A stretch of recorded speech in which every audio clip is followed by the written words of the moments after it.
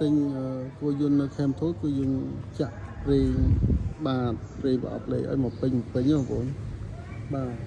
ប្រេងប្រអប់ប្រេងបាទមិនសិនណាចាក់ប្រេងបាទឥឡូវយើងចាក់ប្រេងប្រអប់លេខ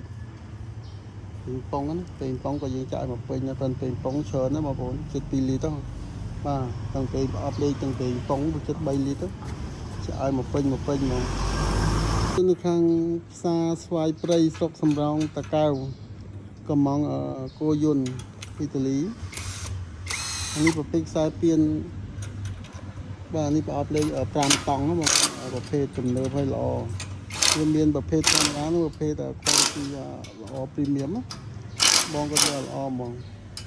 ហើយនៅក្នុងឈុតនេះមានអង្គជួអង្គឆូតមានកង់កាប់ហ្វៃដូមួយកង់ដៃកង់ស៊ូដាក់ឲ្យមកទាំងអស់ហ្មងបងប្អូនបាទអញ្ចឹងបងប្អូនកំងខេមធូល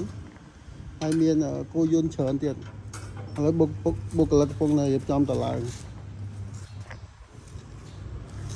នេះប្រភេទធំអត់បងក៏អញ្ជើញមកណាគាត់តម្លាក់លុយហើយឲ្យយើងដាក់តាមឡានក្រុងអូច្រើនណាស់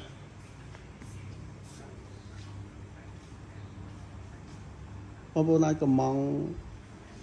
ខេមធូលអាចទៅមក Telegram 0987857579ឥឡូវយើងកំពុងរៀបចំមកដាក់ផ្ញើ